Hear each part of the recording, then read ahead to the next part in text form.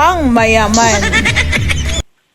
Hello po, magandang araw. Ayan, yun na, nakaka-excite na kasi ito pong project namin sa Verdanza is malapit na siyang i-turn over. Parang this week, kaya na kasi cleaning na lang naman tapos installation ng mga iba pang mga maliliit na lang naman ng mga accessories. So, since hindi pa siya natatapos linisan, konting pasilip muna tayo, di ba? So, tingnan nyo naman yun na sobrang ganda na. September 1 yata kami, September 2 nag-start dito. Then, October, November, December, January, February. So, sabihin na natin 6 months. Medyo malaki rin kasi itong unit ni Sir. So, ang pagkakaalam ko po, ang pinaka floor area is around nasa 50 something. Tapos, ang pinaka lot area naman ni Sir is mga nasa 80. 80 square meter po. Corner lot, malaki talaga siya. So, Apex yata yung developer nila. So, yung kay Ma'am Homilin, ng Marikina, shout out. Ano to Apex to Actually, hindi maselan sa Apex kasi pwede nga sagad na tapos naka second floor pa. Samantalang sa Lumina, bawal i-second floor, bawal isagad, pero kina Sir, sagad to ha, tapos naka-extend kami ng pataas. 'Di ba? Eme-eme lang yan, ma'am. Kenneth. So, bali guys, tsaka ko na sa inyo ipakita yung kabuuhan kasi yung linis, papunta na po dito sa side na to.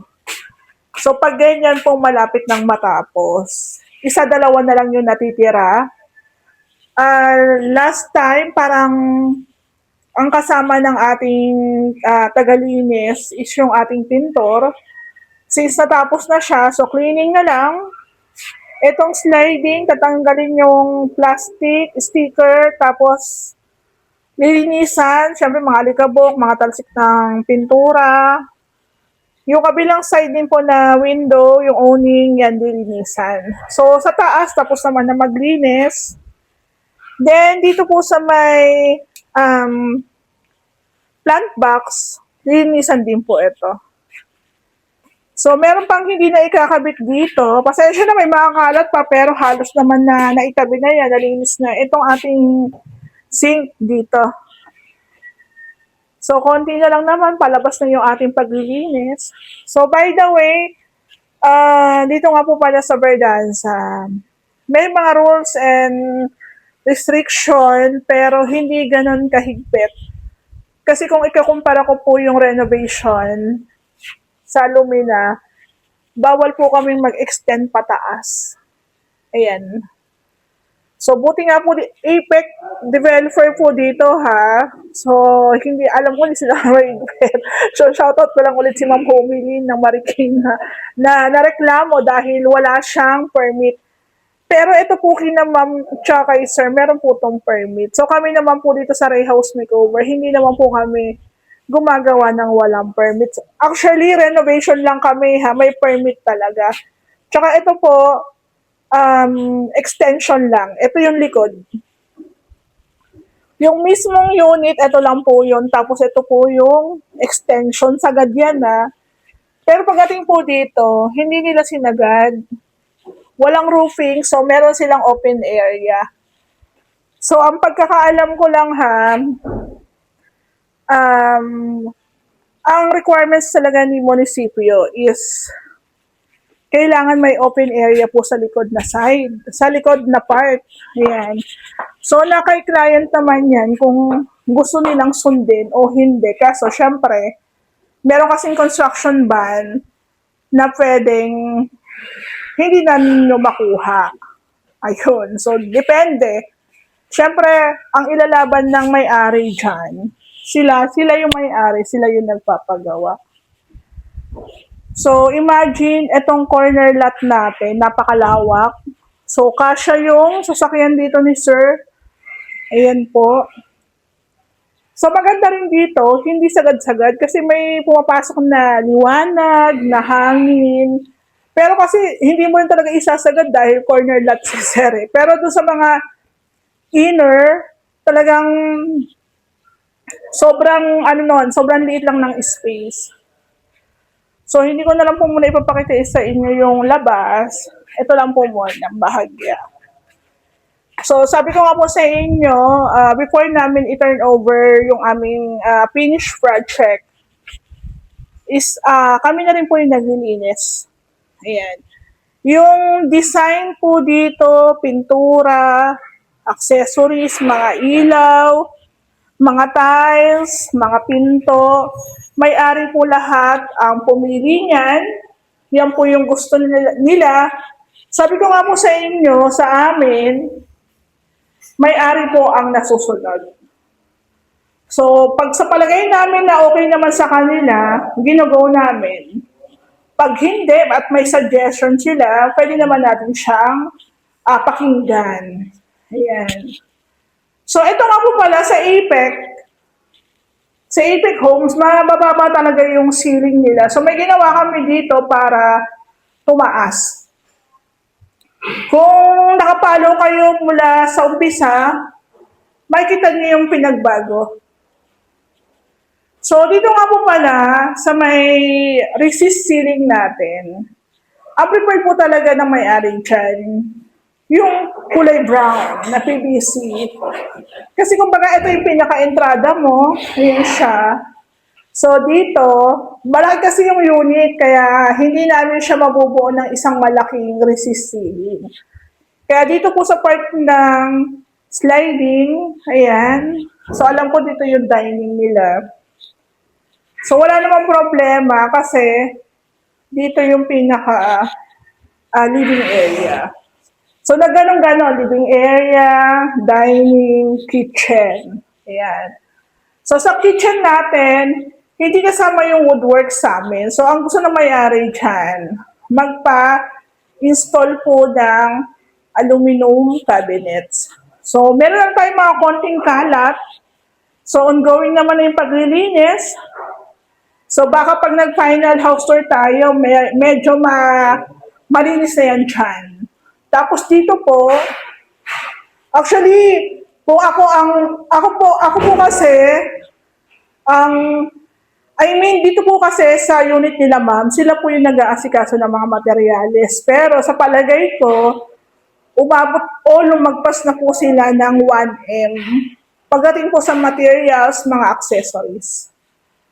So, pwede naman kasi sa amin ganun eh. Pwede kayong mag-asikaso ng materyales kung available naman kayo. Walang problema sa amin. So, dito po, yung bar counter natin, 60 po yung lapad nito. Ayan. Tiles po ito. So, doon nga po pala sa mga nanonood, nasasabihin nila na paano naging pangmayaman yan? Tiles lang naman. Ang pangmayaman, quartz, granite. Again, sinasabi ko po, yung pangmayaman is hashtag lang namin, tagline lang namin. Parang humor lang namin na once na maganda yung gawa, pangmayaman ang dating yan. So dito, meron tayong fluted panel sa taas, meron din po dito sa baba. Ito po, kalalagay lang ni Ray, hinabol niya. So, hindi na lang itong i-fix, tapos punasan. Ayan, ngayon lang nakabalik si Ray. So, ang ganda rin ng ilaw nila dito nila, ma'am, oh. Di ba?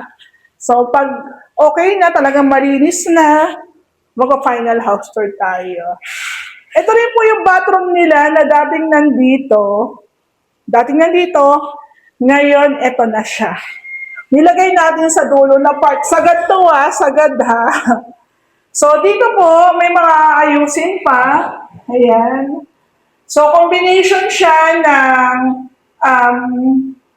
gold, parang gold na tiles, porcelain, tapos yung hasmi niya gold, tsaka parang may pagka-gray. Tapos, wood design ng tiles.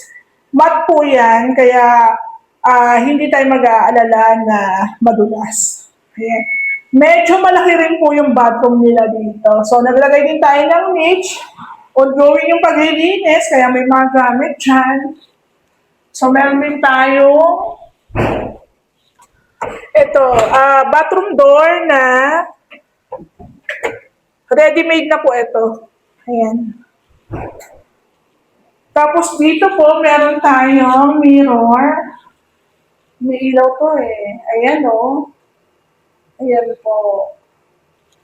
Tapos ito yung ating lavatory na may kasama na rin po siyang cabinet. So kung bibili kayo ng lavatory, mas maganda po. May kasama na. Para i-install na lang natin. So naka-PVC panels tayo, may 4 na pin lights, may isang center light, tapos may exhaust fan. Ayan. Naka-tiles lahat. Ayan siya. So, babalikan natin yan pag malinis na. Meron pa kayong mga ilang gamit dito. Tapos, sa ilalim ng hagdan, ang gusto kasi ni Sir, magamit lahat ng space. So, sayang naman na kung nakatiwangwang lang nandyan. So, kaya ito, ang peg niya is parang hidden door din. Ayan po. So, palabas ang buka niya. May mga nakalagay dito. Pwede natin maging storage. Ayan po. So, ang ginamit dito is concealed hinges na lang. Ayan. Ayan siya, oh. So, wag nyo na akong sabihan paano bubuksan. Walang handle. Diyos ko naman. Ayan, oh. Diba? Ayan po, oh. So, dito po yung ating TV console. Ito po, additional po ito ni Sir. Ayan. So, doon po sa part ng handrail, ng hagdan, same na lang po yung pintura. Ano po ito eh? Varnish. Doko varnish po yan. Same lang po dito sa ating hagdan. Ito po kahoy. Ito po, concrete. Buhos po kasi ang ating hagdan. Tapos, ang gusto talaga kasi ng may-ari is wood plank. So, wala akong idea kung magkano nila yan nabili. Pero, may in-installan na kami nito na parang nasa 900 po yata isang plank. Ayan. Tapos ito po, metal tubular lang po ito. Na nilagyan ng konting arte. Ayan o, diba? So, parang alam mo, maluloko yung ano dito, yung anay. Kasi sasabihin niya, kala ko kahoy, di pala. Ayan o, diba? So, meron na lang mga konting hinahabol na mga maliliit na accessories. Itong, ang tawag ba dyan? Door stopper. Ayan, door stopper. Naglalagay sila ng door stopper. So, silipin na natin itong kwarto. Ba't may kwarto dito? Ayan o. Ayan po. Mabilisan lang ha. Kasi magka-house tour pa tayo. Ayan. Kinakapitan natin paunti-unti. Ayan po siya o.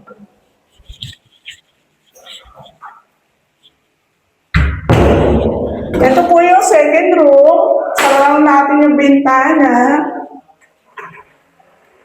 Actually, gusto ko itong kulay ng gabi. Maganda siya kulay ng paggabi. Ayan po. Tapos yung hidden door sa bathroom, na po siya. Di ba parang wala lang, o. Ayan, o. Halata yung buhit, di ba? Issue na naman yan. Bala kayo sa buhay. So, yan guys. Ang bathroom nila dito sa second floor na pang mayaman talaga. Ayan. Nalagyan na siya ng door stopper, door closer. Ayan siya. Kaso sir, kailangan natin maglagay ng handle dito kasi baka hindi na tayo makalabas. Ayan. So, ang ganda-ganda na, pero syempre, konting pasilip lang muna. Ayan. Tapos dito po sa master bedroom, binuksan ko yung electric fan kasi ang init. Ang init talaga. So dito po sa master bedroom, meron sila na ganito. Meron silang pa-balcony dito sa may harapan. So, nalinisan na rin po ito. Ayan, no. So, waiting na lang sa pag-install ng kanilang railings. Diyan ilalagay yan. Ayan po, diba? Ang ganda. Pangmayaman na talaga to. So, let's see kung ma-vlog ko po ito ng gabi kasi maganda. Ilaw.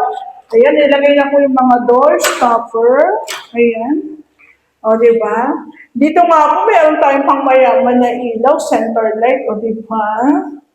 So, konting linis na lang. Meron kaming ihabol na handle dun sa bathroom. Ganda na, o, di ba? Oh, tsaka na natin pakita yung labas kasi masyado lang mahaba tong aking pasilip eh. Baka ma-board na kayo eh.